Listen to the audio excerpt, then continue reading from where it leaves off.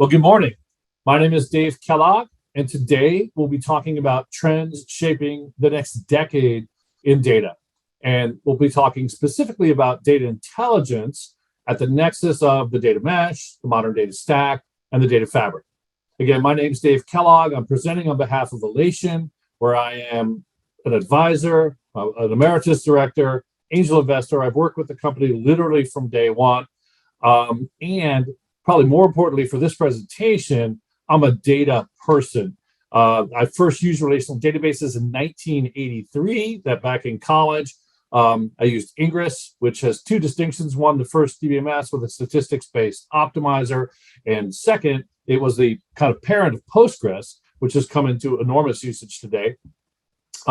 Later in my career, I worked at Business Objects for 9 years, where we invented the semantic layer, which provided an kind of an end user abstraction layer of corporate databases.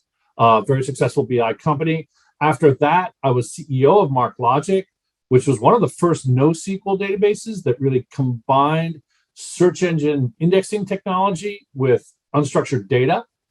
After that, I was CEO of a company called Host Analytics that really provided a multidimensional database for finance analytics. In addition to those kind of operating responsibilities, I've been a board member of Aster Data, one of the first big data companies. I was on the board of Prophecy, a master data management company, and I've been an advisor or investor in companies like MongoDB, Tableau, Cyril, DataGrail, and more recently, Hex. So for the purposes of this presentation, I'm somebody who's very passionate about data and someone who can bring some history to bear on discussing the problem. So what we're going to talk about today are the three megatrends in data, specifically the data mesh, second, the modern data stack, and third, the data fabric. And before we start talking about them, let me just kind of remind us how popular these topics are today. First, interest in the data mesh is skyrocketing as judged by Google Trends or as judged by just how many articles you read about it. You know, I love this quote, put mildly, if you work in technology, you won't be able to escape the data mesh in 2022. So it's a very hot topic that people are talking about, and more importantly, people are planning to adopt, which we'll see in a minute. So data mesh is literally one of the top three megatrends, hottest things in data. The second one is the modern data stack. You know, on the right, you can see that every startup is talking about it, from Fivetran to Monte Carlo Data to DBT to ThoughtSpot. And on the flip side, every venture capitalist in Silicon Valley is talking about it as well, whether that be Andreessen Horowitz with a pretty seminal blog post on the modern data stack, or Sapphire, who has their equivalent post on the open data ecosystem.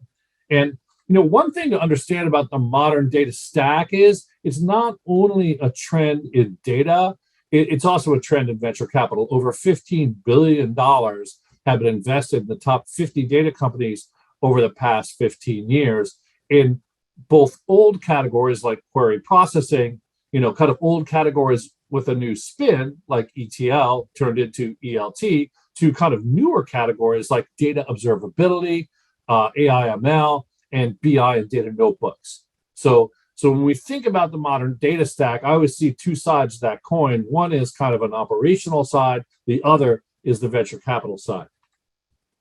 And data fabric, you know, Gartner makes a hype cycle for data management every year, and they publish it. And they have this year at the peak, actually last year, at the peak of the hype cycle, the data fabric, which is an idea that Gartner has created. We'll talk about why in a minute, but you can see in this world of all these kind of hot topics in data, where each of them is in their evolution, and they've got data fabric literally at the peak as of July 2021.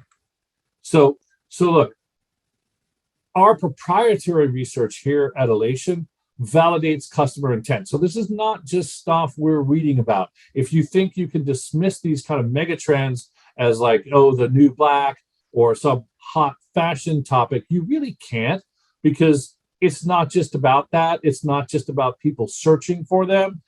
In our own proprietary research, we asked how likely is your company to embrace either the data mesh or the data fabric approach to data management and analytics. And you can see in the US, and by the way, it was an international survey, in the US, we have 40% plus over the next 2 years, which is not a long time frame, embracing both. In Germany, stronger data fabric adoption than data mesh. In UK, the inverse. But even at the minimum, you have 1 in 5 companies over the next 2 years. And on average, I'd say you have more like 2 in 5 over the next 2 years embracing these ideas.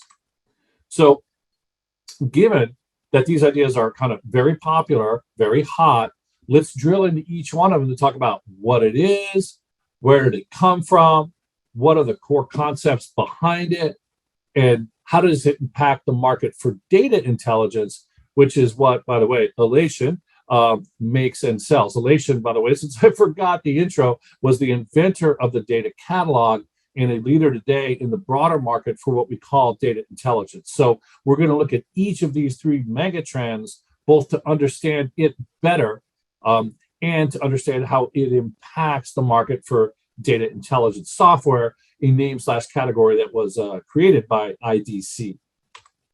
So let's look at the data mesh. The data mesh is really an architectural framework for a domain-driven way to deliver data as a product. Its origin was with a tech consultancy called ThoughtWorks. Its proponents are first and foremost ThoughtWorks, but many vendors and organizations, the data mesh is really becoming a movement. The core concepts in the data mesh are first, decentralization. I mean, they've kind of argued that 3 strikes, you're out, that we tried centralization, first with the data warehouse, didn't work, second with the data lake, didn't work, and now let's accept decentralization. So a very core concept in the data mesh.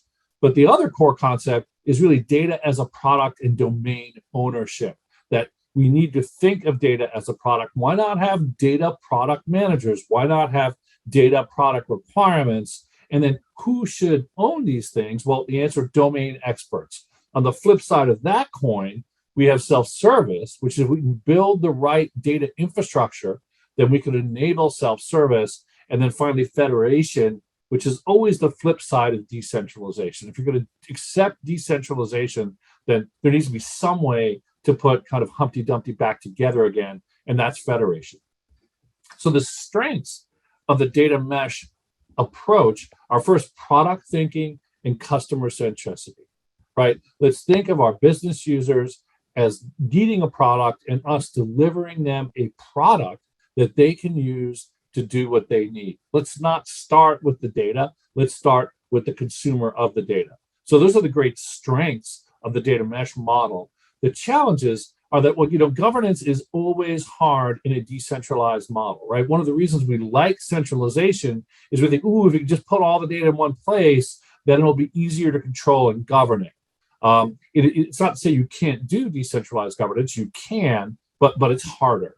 And then second, technology support. A lot of this model requires kind of not only existing, but also new technology to make it work. And it's not clear in all cases that the technology is appropriately mature to actually deliver a data mesh, but we're moving in that direction. Now, the impact on data intelligence is that if you're going to live in this decentralized world, you're kind of creating the need for a metadata layer to virtually reassemble it. And for that metadata layer to have both governance and controls. So if we're going to accept the fact that data is kind of strewn everywhere, it seems relatively obvious that we need to provide some layer so you can first find it, and then second, govern it and control it. So that's the impact of the data intelligence market. If we think about the data mesh and what's driving it, there's a tendency to look at these megatrends and just accept them. But I think it's fun to say, why? Why is data mesh so hot right now? Why did the Twitterverse explode in the past 9 to 12 months talking about the data mesh? And the answer is there are trends driving it. It's first, scattered sources across the hybrid cloud, right? And then second, a distributed workforce. So the data is distributed and the people are distributed. And we need to find a way to kind of connect that many-to-many relationship. So the next one to talk about is the modern data stack. And the modern data stack is a roadmap or a map of next generation tools, I'd say centered around data science and the data lakehouse. If you look at the center of this picture. You basically have Databricks and you have data lake houses. And I don't think that's an accident, right? There's two of my favorite quotes on maps are one, the map is not the territory, right? We know and love that one. And the second is the map tells about the map maker as the territory. And the map maker, in this particular case, is a venture capital firm, Andreessen Horowitz, A16Z. So they've been big proponents of the modern data stack. They've done some great blog posts on it. And I'd say most kind of nouveau / modern data vendors, Databricks, DBT, Fivetran, Monte Carlo, and at this point, most other modern or not data vendors are talking about the modern data stack. And, the core components of it are basically the data as a platform, data applications, and blueprints. One of the things I like about the Andreessen post is they take this map and they kind of selectively highlight it or project it on what they call blueprints to show kind of different use cases, like where does traditional BI fit in, where does AI/ML data science fit in, et cetera. So I'd say the strengths of the modern data stack are that it's specific and it's modern. I'd say the challenges are it's new world centric. I think part of the modern data stack is we had this risk of parallel universes developing. We had kind of the old school BI data warehouse universe, right? The traditional BI tools or their modern follow-ons. And then we had the AI/ML data science world. And there was some kind of forking of these two universes. At many companies today, you have kind of two different data stacks, the traditional BI stack and the modern data stack for the data scientists. And one of the nice things about this map is it does try to be holistic. It tries to really do two things. One, not only make a map of this confusing new world, but two, show how the new world and the old world fits together. So I think it's noble that it's trying to do that. I think it's good that it's trying to do that. But nevertheless, I think it's still somewhat new world centric. And it does kind of underplay the control plane, like, data governance, search and discovery, all these transverse things are kind of relegated to the bottom of the map because the map is really kind of tool centric. So if we look at the impact on the data intelligence market, that, first, there's a whole explosion of tools out there, and they create assets that need to be discovered, and they create assets that need to be governed. So this, for the data intelligence world, is super important because, if you believe data intelligence is a single layer that lets you basically kind of search, discover, and govern, right? Find, understand, and trust all your information assets. We've got new asset types. It's not just about databases. It's not just about reports and visualizations. It's now about pipelines. It's now about models. And these assets need, just like any other information asset, to be discoverable, and they need to be governed. Now, just as with the prior trend, if you look here, we can also say, well, what's driving this? What's driving the modern data stack? And the answer is pretty simple. There has literally been a Cambrian explosion of tools as data science has really, over the past decade, become a mainstream thing. And data science has brought with it a bunch of data science specific tools that tend to dominate most of this map.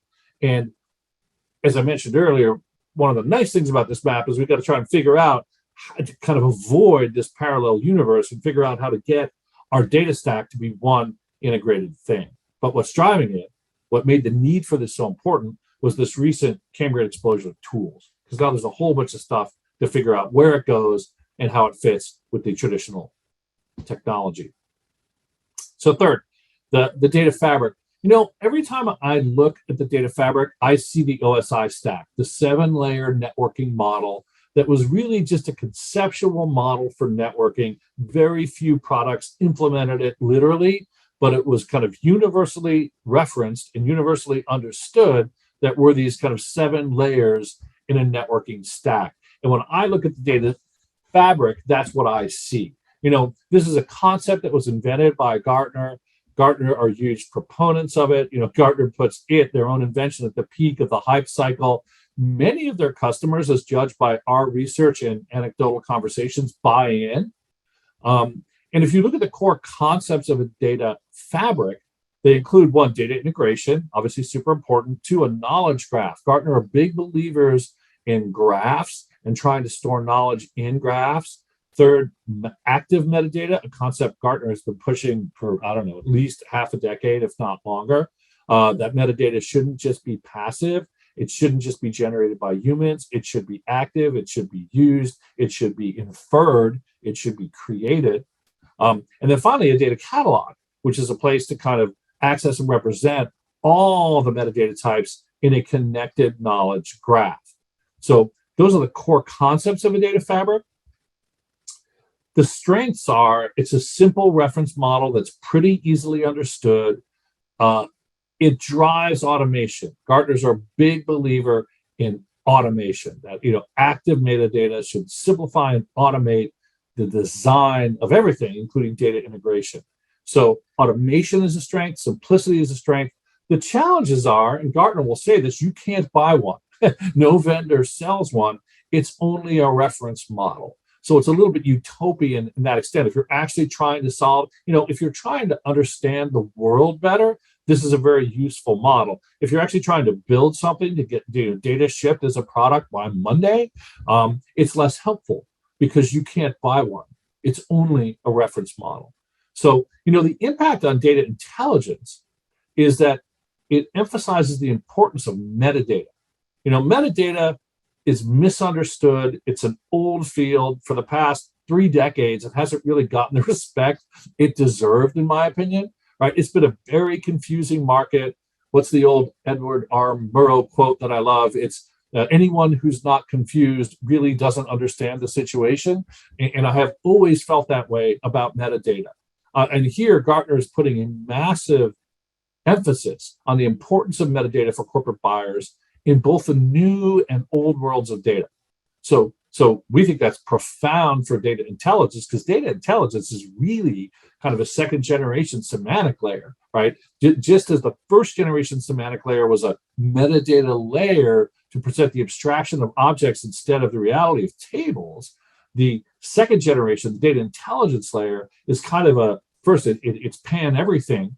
So it's not just one database or one data warehouse, but it's a global layer that provides not only traditional metadata, like what is it, where did it come from, but more kind of inferred metadata, like who's the expert, who should govern this, who should be the steward for that, as well as governance, right? So say, hey, use this, not that. And more importantly, even automate when you're building a query, let's steer you this way as opposed to that way. So that's what data intelligence does. So the importance of a data catalog and the importance of metadata in the data fabric is my opinion, a great thing for the data intelligence market.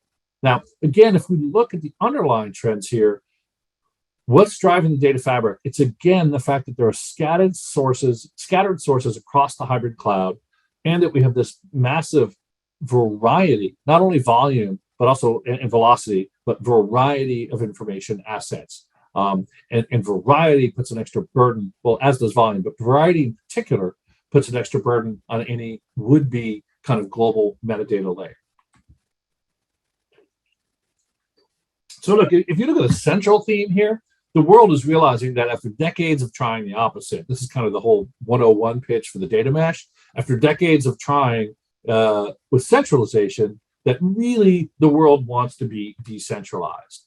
And you can actually look and see across these 3 blue mega trends that there's actually 5 kind of underlying trends driving them, right? One is scattered sources across the hybrid cloud. Second is a distributed workforce. Third is this Cambrian explosion of tools that came with the rise of data science. Fourth is a massive variety of information assets. And then fifth is kind of global and inconsistent regulations, right? So just as everything is kind of exploding around you, there's more focus and more attention being paid to governance and compliance with the rules about how you use it. And really, in some ways, you could argue that decentralization is driving the whole machine, that decentralization is driving these kind of 5 gray underlying trends, which in turn are driving the 3 blue mega trends that we hear so much about when we go to conferences or read blogs. And look, this is kind of what we intended. It was all with good intent. This is what we intended centralization to look like. We kind of wanted to get everything into one place. And the reality is much as Princess Leia says to Darth Vader, the more you tighten your grasp, the more you let slip through your fingers. That's what it always felt like when we tried to do centralization. We tried to grab everything, but even with the invention of the data warehouse back in the 90s, it only took a couple of years before they invented data marts, right? In order to kind of slip through the fingers and let the domain owners and the business users have more control over ultimately their data source of reference for their BI. So, and look, the results of this are frustrating. The situation is it's hard to analyze data. There's uneven governance putting the company at risk, and there's a skills shortage, right? There's not enough people to do these analytical tasks. The presumed answer has been, hey, if we centralize tools and technology in relational databases or data warehouses or data lakes, then we can get the answer. Or if we centralize people and processes, we can have command and control oriented governance, right? We could have central IT responsible for pipelines. If we could just kind of Darth Vader grasp all this stuff without it slipping through our fingers, the world would be a better place. But it just hasn't worked. That basically when you try to centralize tools and technology, you end up limiting the data that can be included, unpredictable costs, uneven performance, broken promises to the business. When you try to centralize people and process, you end up with data governance being seen as a bad thing, right? Ooh, the governance people, we don't want to talk to them. Or, ooh, governance, aren't they the data prevention access squad, right? That's not what we want, right? We end up with anger and resentment towards IT, and we end up with garbage in, garbage out, and yet again more garbage in. So really, several decades of centralization hasn't worked. There's a love-hate relationship that we have with centralization. Here's why we love to love it. That, ooh, if everything's in one place, it will be easier to find, control. It'll be easier to control and administer if it's all in one place. Gosh, it'll be easier to observe and monitor if it's all in one place. And we can kind of normalize it. That we can, basically, normalization is the systematic elimination of redundancy, which reduces inconsistency, right? And we could just have one copy of it in one place, and that would be the official copy, and wouldn't that be great?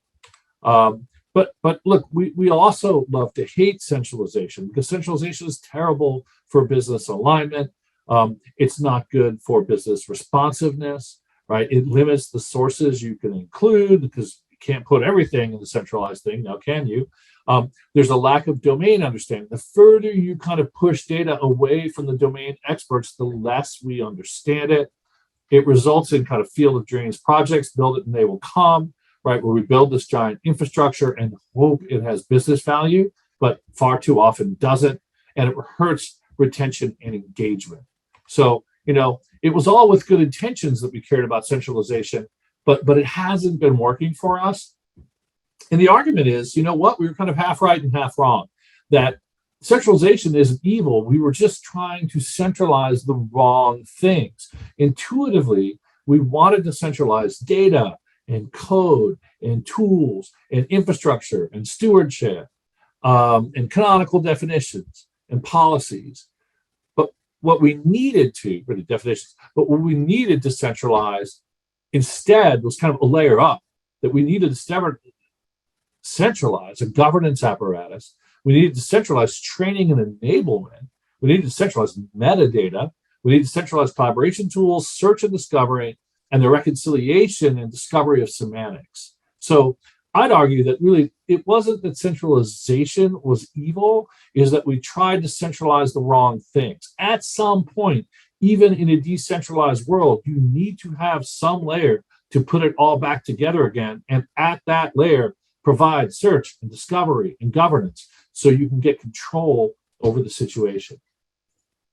So, and this is what data intelligence software does. So we think these three mega trends are actually super good for data intelligence as a category, because data intelligence has always been about, in some ways, play the ball where it lies, right?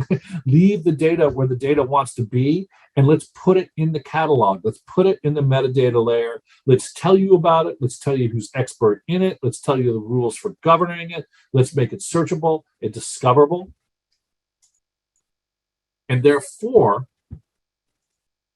we can centralize only what we need to in an increasingly diverse and distributed world. So the idea here is that with data intelligence software, which is really that we argue at the nexus of these three megatrends: data mesh, modern data stack, and data fabric. That you can provide this set of kind of fundamental functions against this layer, this unified layer that then embraces your data sources. And what are those functions? One, search and discovery. So that we can search this layer to find information. We can discover new things, new data sources, new information assets in this layer.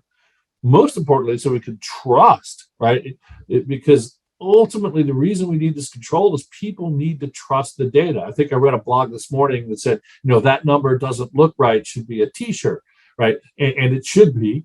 And the reason is because people don't always trust the data. And in a decentralized world, that's an even harder problem. Governance is a function we expect from the data intelligence layer, because we need, compliance is not optional. Collaboration, something I haven't talked about as much, but the ability for people to share information and to work together to solve data problems, to help data teams work better together. And then finally, engagement, being end user engagement, helping users engage with the data, because what we find is the more people are engaged with the data, the more people want to engage with the data. That, in fact, when you build a data infrastructure, that engagement really launches a virtuous cycle. Because the more people are engaging with the data, the more metadata we get. The more metadata we get, the more easily we can search, discover, and trust the data in the system, et cetera, et cetera. So a key factor to the success of any layer that would try to reassemble the world for you is that layer makes it easy and engaging for users, because the more people use it, the better it gets. You get true increasing returns here. So look, I think the moral of the story here is kind of fun. On the right, we have a picture of, I think it was Vasco da Gama, who was it? The guy searching for the fountain of youth. And we kind of feel like, how many times, if I had $1 for every time I heard we need to have a single source of truth, right? In IT data context and the data analytics context, I'd have a lot of dollars, because we've been searching for the single source of truth for literally decades. And I'd argue we always thought that meant a single source of data, that there'd be that kind of mythical one place we could go to get everything we need. And of course, we've realized over time that the Achilles heel of centralized architectures is business alignment. And business alignment is kind of a sine qua non, without which nothing. If we don't have business alignment, eventually the business stops paying and the infrastructure projects go away and the BI projects go away, deemed to have failed. So we must be aligned to the business. We must be responsible to the business if we want to keep funding flowing for our data and analytics initiatives. So having realized that business responsiveness and alignment are really key, I think increasingly we are accepting, and not only accepting, but embracing decentralization. And so many of the megatrends today are about decentralization. And as soon as you embrace and accept decentralization, you solve a ton of other problems. Just like in query processing, you want to push filters to the data. We kind of want to push ownership to the decentralized system. Let's push domain ownership and domain expertise out, because we know that centralized teams are kind of equally ignorant of everything. So the good news is it's equal. The bad news is they're ignorant. And who's not ignorant? The domain owners. So take one of those core principles of data and let's push towards the endpoints. So we can accept and embrace decentralization. But as soon as you do that, you get a lot of advantages. You also get a massive problem, which is you need some layer to reassemble this world, some layer to take all the different pieces and put them back together again. And that layer needs to provide the functions we've talked about. How do I search things? How do I discover things? How do I govern things? How do I know if I can trust things? How do I collaborate around things? And this is the essence of what data intelligence is and does. Our argument at Alation is basically that we've been on a multi-decade quest for a single search of truth. And what we actually found was a single source of reference. And a single source of reference, i.e., basically the data intelligence layer with the data catalog at its center, is the thing. It's kind of the second generation semantic layer that's going to allow you to take an integrated and controlled and searchable and collaborative and discoverable worldview across an increasingly decentralized world of data. So that said, that's all we have to talk about today. I hope you enjoyed the presentation. If you want more information, go take a look at Alation.com. If you're interested in some of my musings on data or the software industry, go take a look at Kellogg, KELLBLOG.com, or Twitter/Kellogg. Thanks so much for joining us today.